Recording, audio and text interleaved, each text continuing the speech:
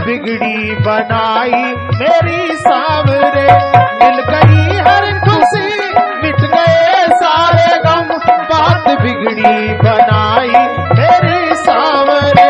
तू है मेरा मैं तेरा ही हो सांवरे, जी रहा हो कृपा पे तेरी सांवरे।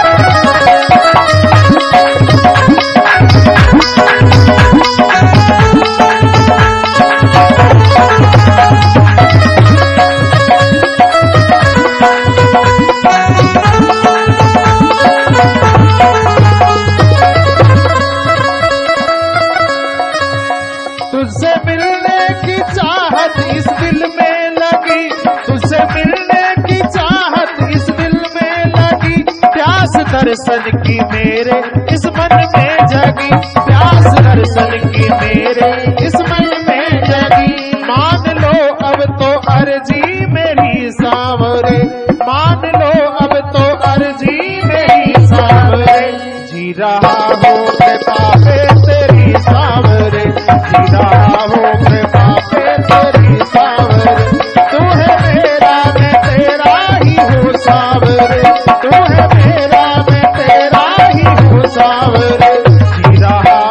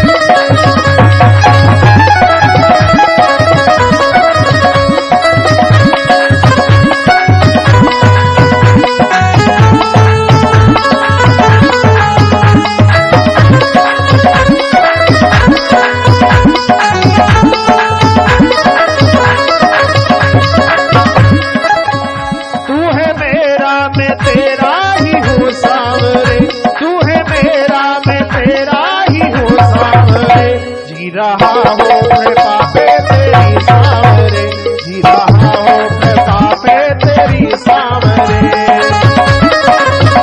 मिल गई हर खुशी मिट गए सारे गम, मिल गई हर खुशी मिट गए सारे गम। बात बिगड़ी बनाई मेरी सांवरे, बात बिगड़ी बनाई मेरी सांवरे। तू है मेरा मैं तेरा ही हूँ सांवरे, जी रहा हूँ कृपा पे तेरी सांवरे, जी रहा हूँ कृपा पे तेरी सांवरे।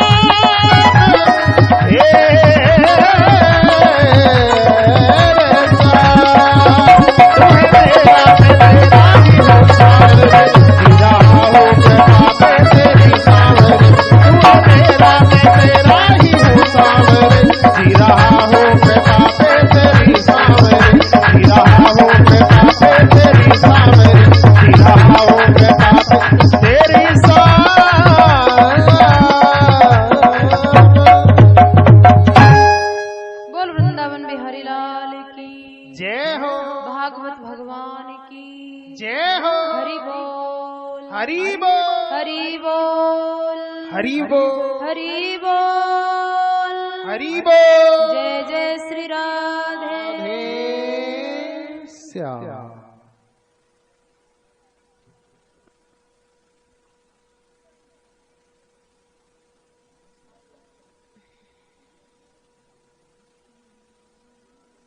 यहाँ राजा परीक्षित ने एक प्रश्न पूछा कि महाराज,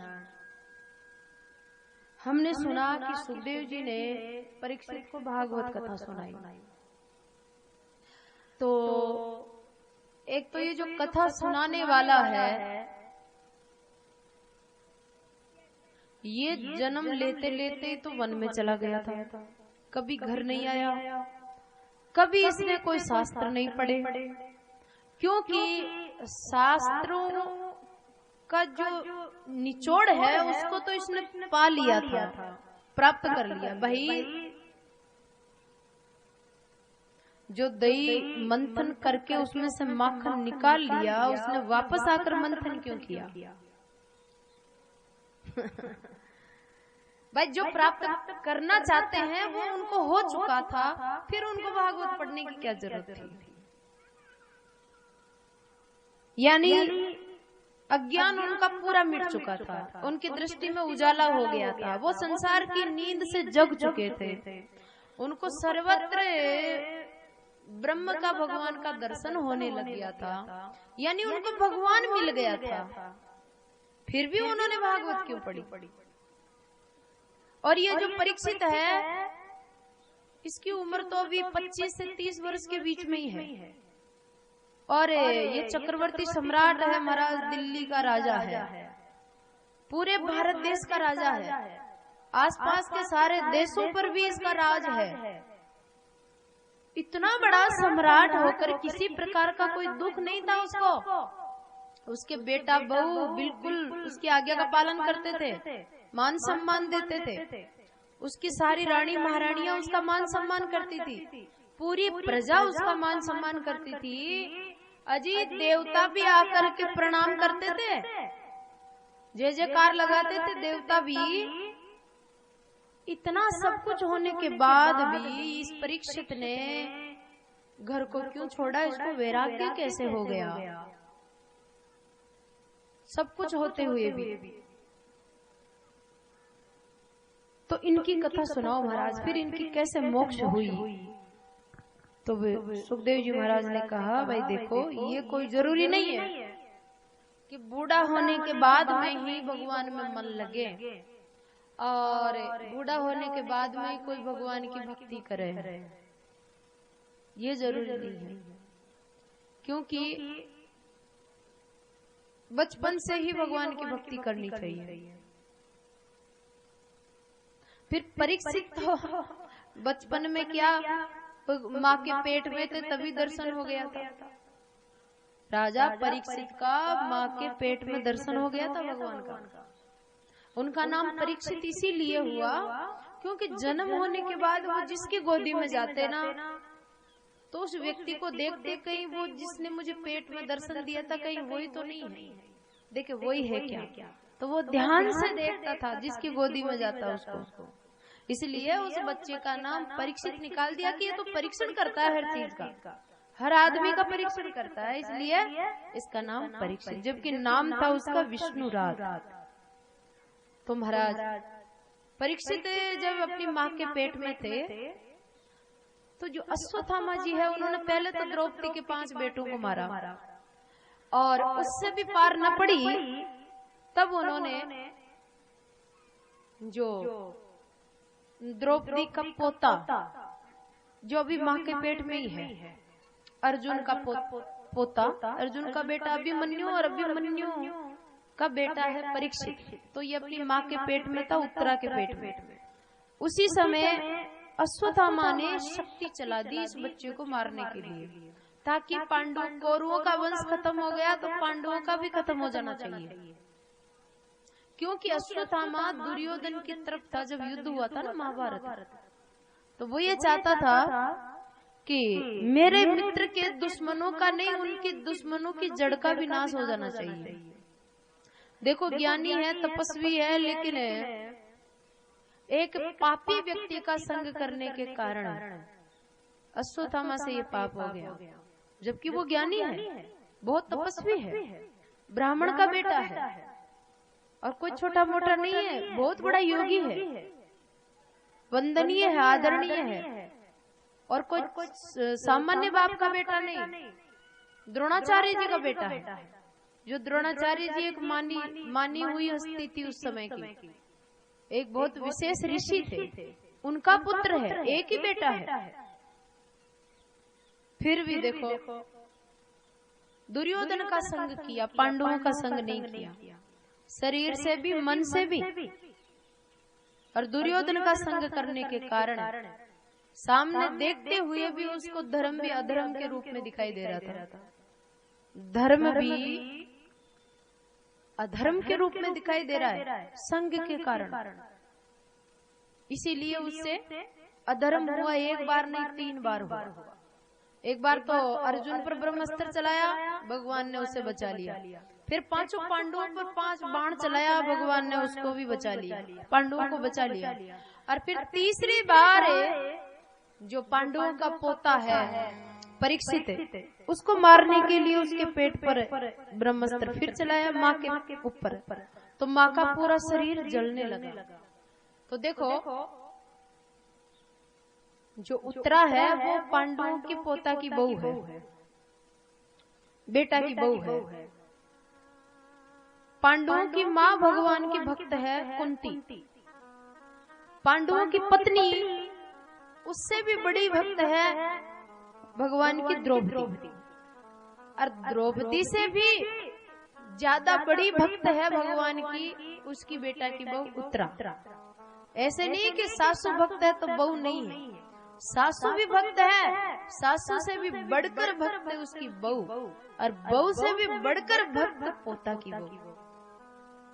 बताओ पांडवों की कितनी पीढ़ी। ऐसे कहते हैं ना कि ऐसे कल्याण होता है 7 पीढ़ी का।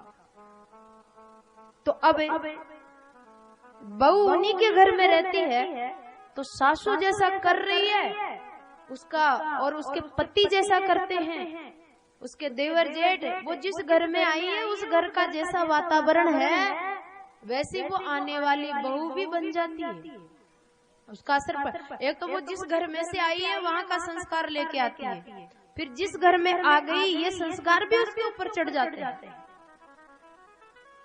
तो कुंती माता ने अपने घर का वातावरण इतना सुंदर बना रखा था कि कुंती का 5 बेटा से 5 भगत से भगवान का, और फिर एक बहू आई द्रौपदी तो वो भी भक्त, और फिर पोता की बहू आई तो वह भक्त न थी तो भी भक्त है। और अब उसकी कोख में जो बच्चा है वो उस माँ से भी बड़ा भगत है, जो माँ के पेट में ही ठाकुर जी का दर्शन कर लिया। देखो होड़ होनी चाहिए, जैसे धन कमाने की होड़ है, ऐसे ही भक्ति की भी होड़ होनी चाहिए कि मेरे जो अच्छे काम मेरे बाप दादा ने किया तो मुझे उससे बढ़कर ही करना है, उससे बढ़कर ही आगे चलना है। संसार के कार्य के संसार में आगे बढ़ने की होड़ भी जरूरी है, क्योंकि होड़ नहीं होगी तो कैसे बढ़ेगा आगे। लेकिन इसके साथ साथ में आध्यात्मिक होड़, आत्म कल्याण की होड़ भी होनी चाहिए। पांडवों में और असली होड़ तो यही है। तो पांडव सब लोग भक्त है, इसलिए उनके बेटा भी भक्त, उनके पोता भी भक्त, और बेटा की बुआ भक्त और पोता की बुआ भी भक्त। इसीलिए तो आज भागवत उनकी गुणगान गा रही है। और अंत में जीत उन्हीं की हुई, विजय उन्हीं की हुई। भले ही धर्म की जीत थोड़ी देर से हो, लेकिन जीत तो धर्म की और सत्य की होती है। तो इसलिए अश्वत्थामा ने जैसे शक्ति चलाई, तो जो उत्तरा है जिसके पेट में परीक्षित है, वो संसार के किसी लोगों की शरण में नहीं गई। वहाँ 5 पांडव खड़े थे, उनके पास भी नहीं गई, और भी रिश्तेदार खड़े थे, उनके पास भी नहीं गई, भाई महाराज बचाओ बचाओ बचाओ। वहाँ हस्तिनापुर का राजा खड़ा था, उसके पास भी नहीं गई, भाई महाराज बचाओ। उसको पता है कि इनकी सबकी शरण में तो पहली मारी सासू जार देख ली, कोई काम में गुनाया। द्रौपदी के ऊपर जब संकट पड़ा तो द्रौपदी राजा की शरण में गई, राजा ने रक्षा नहीं की। तो वहाँ जितने सभा में बड़े बड़े लोग बैठे थे उनको पुकारी, महाराज बचाओ, किसी ने रक्षा नहीं की। फिर भी 5 पांडवों जो पति जाग बन पुकारी, भाई थे रक्षा करो, तो वह भी न बचाया। जज जाती फिर लास्ट में द्वारिकाधीश ने पुकारी तो भगवान आर भी ने बचाया, द्रौपदी की लाज बचाया। तो जो पोता की पूछे जाने से भाई सासू पर और सासू की सासू पर बीतेड़ी से, संसार तो स्वार्थ का ही संगी है। स्वार्थ जहाँ नहीं होता वहाँ कोई काम में नहीं आता, कोई पास बैठना भी पसंद नहीं करता। तो इसलिए भैया बिना स्वार्थी तो भगवान है। तब उत्तरा ने सीधी दौड़ी दौड़ी भगवान के पास आई। पाहि पाहि महायोगिन देव देव जगत पते, नान्यम तद्भयम पश्य यत्र मृत्यु है परस्परम। हे देवों के देव, हे महायोगी, हे श्री कृष्ण भगवान, रक्षा करो रक्षा करो। तो भगवान ने उसकी और उसके बेटा की रक्षा की। ये सारी चीजें देख रही थी कुंती माता। कुंती माता ने भगवान की प्रार्थना की, स्तुति की। नमस्ते पुरुषम त्वाद्यमीश्वरम प्रकृते परम, अलक्ष्यम सर्वभूतानाम अंतर्बहिरवस्थितम, माया जमनी काचनम ज्ञादोक्षजम अव्ययम, न लक्ष्य से मूढ़ दृशा नटो नाट्य धरो यथा, तथा परमहंसा नाम मुनि नाम मलात्मनाम, भक्ति योग विद्यानार्थम कथम पश्येमि स्त्रिया, कृष्णाय वासुदेवाय देवकी नंदनाय च, नंद गोप कुमाराय गोविंदाय नमो नमः। नमः पंकज नाभाय नमः पंकज मालिने, नमः पंकज नेत्राय नमस्ते पंकजांग्रे। कुंती माता भगवान श्री कृष्ण की स्तुति करते हुए कह रही है कि हे परम पुरुषोत्तम भगवान, आदि पुरुष श्री हरि में आपकी शरण लेती हूँ, क्योंकि आप इंसान नहीं है, मनुष्य नहीं है। आप देव के वसुदेव के बेटा नहीं है। आप प्रकृति से परे सर्वश्रेष्ठ ईश्वर है। आप जगन्नाथ है, सर्वशक्तिमान है। और आप ऐसी बात नहीं है कि मेरे सामने खड़े हो तो आप केवल यही हो। आप सब जगह हो, सभी पदार्थों में व्याप्त हो। जब भी कोई जीव कहीं भी पुकारता है तो आप वहीं से उसके पास आ जाते हो। द्रौपदी ने पुकारा तो भगवान द्रौपदी की साड़ी से प्रकट हो गए, क्योंकि साड़ी में तो पहले ही बैठे थे ना, कोई भगवान को कहीं से आना नहीं पड़ा। तो कुंती कहती है कि मैं आपको पहचान गई कि सभी पदार्थों के बाहर और भीतर एक रस आप स्थित है और मैं अब आपकी शरण लेती हूँ।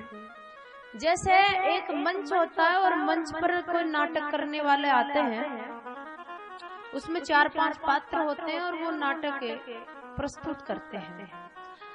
तो जैसे कोई आदमी भिखारी का रूप बना के आया और कोई राजा का रूप बना के आया और कोई स्त्री का रूप बना के आया। अब सामने वाले लोग वो जो राजा का, स्त्री का, भिखारी का रूप बना के आए ना, जो लोग नाटक को देख रहे हैं वो जानते हैं, इन नाटक प्रस्तुत करने वाले लोगों को पर्सनल रूप से वो जानते हैं भाई ये वो है। लेकिन जब वो भेष बदल करके आते हैं तो देखने वाले लोग जानते हुए भी नहीं जानते, जानते हुए भी नहीं जानते। ऐसे कुंती माता कहती है कि भगवान आप सभी जगह हो लेकिन फिर भी संसार आपको नहीं जानता है। तो बताओ जब मैं कैसे जान सकती हूँ? और आप तो परमहंसों की जानने योग्य चीज हो। भला आपको अगर कोई मूर्ख अज्ञानी जानने लग गया तो फिर परमहंसों की, महापुरुषों की क्या कीमत रही? इसलिए आप जिनका मन बिल्कुल शुद्ध हो गया, जिसके मन में किसी प्रकार का कोई ईर्ष्या द्वेष नहीं है, वही व्यक्ति आपको जान सकता है। आदमी क्या करता है कि देखो हम सभी लोग माया से और अज्ञान से ग्रसित हैं। हमारे सबके अंदर अभिमान बड़ा है, हमारे सबके अंदर ईर्ष्या भरी है, सबके अंदर हमारे जिद्दी भरी है। ऐसा कोई अवगुण नहीं है जो हमारे अंदर नहीं है। जब तक हम माया में पड़े हैं तब तक सारे अवगुण हमारे अंदर है। लेकिन किसी के अवगुण तो फुल रूप से जागे हुए हैं और किसी के अवगुण जो है बीज रूप में पड़े रहते हैं। बड़े बड़े ज्ञानियों में भी अवगुण है, अज्ञानियों में भी है दोष। अज्ञानियों में भी ईर्ष्या है और ज्ञानियों में तो उनसे भी ज्यादा ईर्ष्या है। लेकिन जो सच्चा ज्ञानी होता है ना, उसमें ईर्ष्या नहीं होती। उसकी पहचान क्या है कि महाराज वो निंदा करने वाले को भी ढो के देगा और कभी ये नहीं चाहेगा कि मैं श्रेष्ठ हूँ, कभी ये नहीं चाहेगा मैं तेरे से ज्यादा श्रेष्ठ हूँ। जबकि यही होड़ लगी रहती है कि धार्मिक लोगों में ये होड़ लगी रहती है, जो अपने आप को भक्त मानते हैं उनमें यही रहती है कि मैं बड़ा और लोग मुझे ही बड़ा माने।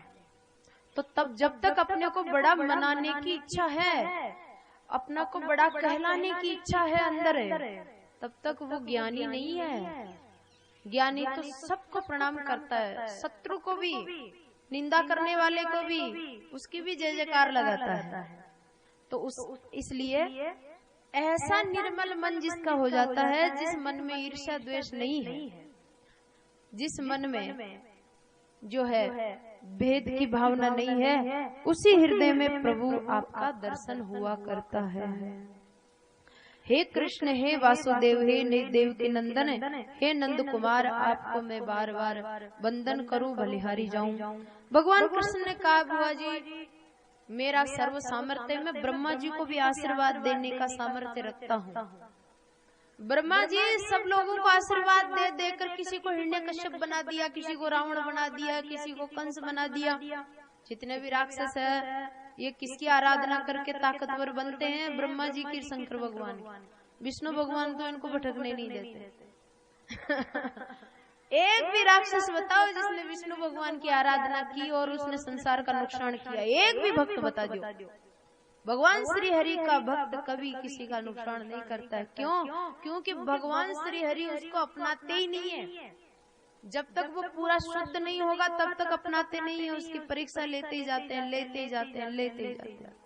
तो ब्रह्मा जी ने इतने सारे असुरों को, राक्षसों को बड़ा किया, वरदान दे दे के, शक्ति दे दे के। ये ब्रह्मा जी के अंदर ये शक्ति कहाँ से आ रही है? भगवान नारायण देते हैं ब्रह्मा जी को। तो इसलिए भगवान श्री हरि कह रहे हैं कुंती माता से कि माँ, मैं ब्रह्मा जी को भी आशीर्वाद देता हूँ। जो ब्रह्मा जी आशीर्वाद दे दे, हिरण्यकश्यप जी कन बड़ा कर दे, तो तू मार कन मांग। जब तू जानेगी भाई मैं भगवान छू तो मांग ले। तू कहवे तो ऊंचा ऊंचा कुल में थारो जन्म करा दूं, तू कहवे तो तन ज्ञान विद्या से भरपूर कर दूं, तू कहवे तन तपस्वी बना दूं, तू कहवे तो तन देवराज इंद्र की सीट पर बिठा दूं, सारी पृथ्वी को राज्य दे दूं, सारा संसार के मान सम्मान यश ऐश्वर्य धन दौलत दे दूं, बोल काई चाहिए। तो कुंती माता इन सभी चीजों के लिए इनकार कर देती है। बोले महाराज इनमें से मुझे चाहे दरिद्र बना दो, दरिद्र बना दो और मुझे चाहे नीची नीची जाति में पैदा कर दो, विवाद की मन परवाह हो। एक बार एक राजकुमारी थी जिसके माँ बाप भक्त है, तो राजकुमारी भी भक्त है, बचपन का संस्कार है उसके अंदर भक्ति का। उस राजकुमारी का ब्याह हो गया महाराज ऐसे घर में जो नास्तिक था। अब वो महारानी बन गई। वो राजा उस रानी को कभी कोई संतों के पास नहीं जाने देता, न ही अपने घर में कोई साधु संतों को बुलाता है, न कभी कथा कीर्तन सत्संग धर्म अनुष्ठान कुछ नहीं। तो रानी जब पीर में छी जदों तो भी की बाप के साथ तीर्थ भी जावे छी और संतांगन भी जावे छी, सत्संग भी रोज दोनों टाइम उसके महल में सत्संग होता था, अपने पिताजी के साथ सत्संग सुनती थी। लेकिन जब से ससुराल में आई तब से ये सब काम बंद। तो उसका दम घुटने लगा और वो बार बार राजा से कहती चलो जी कहीं तीर्थ दर्शन तो करे आए, अपने घर में ही थोड़ी कथा कीर्तन करवा लो। लेकिन राजा एक नहीं सुनता और नहीं उसको बाहर जाने देता। तब प्रयागराज में कुंभ का मेला लगा। कुंभ मेलो आयो तो रानी सोची कि भाई कुंभ मेला का बहाना से तो कहीं टिक भेज सके, तो इस संडे तीर्थ भी हो जावला और भक्ता का संता का दर्शन भी हो जावला, एक साथ ही सारा काम। तो राजा ने कहने लगी कि महाराज चाहते कहीं भी करो, अब की बार तो कुंभ मेला में त्रिवेणी में स्नान तो कर रहे हो। चलो राजा ने इजाजत दी। अब रानी खुश होगी भाई बड़े दर्शन होला, सत्संग भी मिले लो। पण राजा ने सख्त आदेश दे दिया कि रानी की छाया को भी पक्षी भी नहीं देखना चाहिए, इतनी सिक्योरिटी इसकी रखी जाए, सुरक्षा रखी जाए। तो रानी को पालकी में बिठाया, पालकी के चारों तरफ पर्दा लगा दिया और चारों तरफ हजारों दासियां और हजारों दासियां के चारों तरफ फिर सैकड़ों फौजी लगा दिया, सिपाही लगा दिया। अब रानी चाली भाई तीर्थ स्नान करवा प्रयागराज। अब बिकत तो अति बाढ़ हरी जी कि वह महल का झरोका में से कम 12 का पेड़ पौधा तो देख लीजिए। अब बात तो उल्टी खुली होने के लिए, खुलकर दर्शन करने के लिए तो वो महल से बाहर निकली और राजा ने उसको इतना पैक करवा दिया कि बड़े महल में झरोका में तावड़ो दिखो, जो वो तावड़ो देख वो बंद है। प्रयागराज पहुंची, रानी सोची भाई चाल कोई बात कौन बार ना होला, जदा तो स्वतंत्र रूप से ना हुई। पर राजा ने सख्त आदेश दे दिया कि पालकी पानी का किनारा पर जा रुकनी चाहिए। जब रानी नहावे तो चारों तरफ दासियां खड़ी रहे और ऊपर नीचे साइड में पर्दो ही रखे, पर्दा भी नहावे। 12 को एक भी पतंगों भी दिखनो नहीं चाहिए। अब बेचारी रानी उतरी पालकी मुंह, त्रिवेणी में डुबकी लगाई, पर बिन तो सूरज भी नदी के संत दिखो तो दूर की बात। और जिया नहाई पाचा कब महारानी सब बस नहा लिया, वस्त्र बदल लिया और पाचा पालकी में बैठ जाओ पर्दा। तो भाई अब जो रानी थी ना वो सच्ची भक्त थी भगवान। तो उसने विचार किया है भगवान और यान को महारानी पढ़ो कहीं काम को है, मतलब जिससे आप भगवान का मंदिर में दर्शन न कर सका, संता का दर्शन न कर सका, सत्संग न सुन सका, बम महारानी कहीं काम की। इसो बढ़िया तो अपना नीच परिवार में जन्म हो जाता तो आराम से खुला तो घूमता। तो जो रानी थी उसकी आंखों में आंसू आ गए और उसका दिल भर आया। उस रानी पने से उसको नफरत हो गई और वह जो डुबकी लगाई प्रयाग में तो त्रिवेणी गंगा जमुना सरस्वती से प्रार्थना करी और प्रयागराज तीर्थ के राजा प्रयागराज से प्रार्थना करी कि महाराज अगर मेरी भगवान में सच्ची श्रद्धा भाव है तो मैंने इस जन्म में या अनेक जन्मों में कोई भी पुण्य किया हो तो हे प्रयागराज, हे गंगा जमुना सरस्वती, मैं आपसे प्रार्थना करती हूँ कि मेरा ये रानी का शरीर खत्म हो जाए और मेरा जन्म हो जाए नीच जाति में, ताकि फिर नीच जाति में जन्म हो और पूरे जीवन मुझे संतों का संग मिले, भक्तों का संग मिले और मैं भक्तों की सेवा करूं और खूब भजन करूं। ऐसी आशीर्वाद मांगी। तो थोड़े दिनों के बाद रानी वापस आई और धीरे धीरे धीरे उसका शरीर छूट गया, मौत हो गई। मौत हुई और वही जो रानी थी उसने जन्म लिया भीलू के परिवार में, सबरीबाई के रूप में।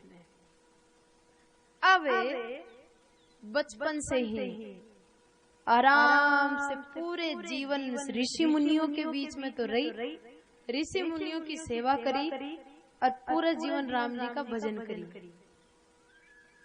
तो भागवत में कुंती माता कह रही है कि वो ऊंची जाति किस काम की जिसमें भजन ना हो सके, वो धन किस काम का जो भक्ति से भगवान की तरफ जाने से रोके, भक्ति में विघ्न बने, बाधा बने, और वो जो ऐश्वर्य मान सम्मान भी किस काम का जो भगवान की भक्ति से दूर हटाए।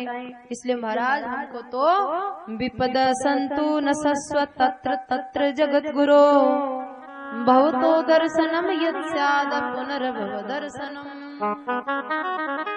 हे भगवान कृष्ण द्वारिकाधीश, हमको वो दुख मंजूर है, हमको सुख नहीं चाहिए और धन नहीं चाहिए, पर आपका दर्शन चाहिए।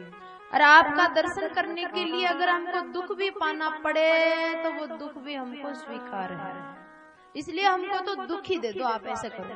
क्योंकि हमारा अनुभव है कि जब जब भी हमारे जीवन में दुख आया तब तक हमको आपकी ज्यादा याद आई, और जब जब आपकी ज्यादा याद आई तब तक आपका दर्शन हुआ। इसलिए भाई इस प्रकार से भगवान को अपने हृदय में मन रूपी मंदिर में बिठाना बड़ा मुश्किल है। मन के मंदिर में प्रभु को बसाना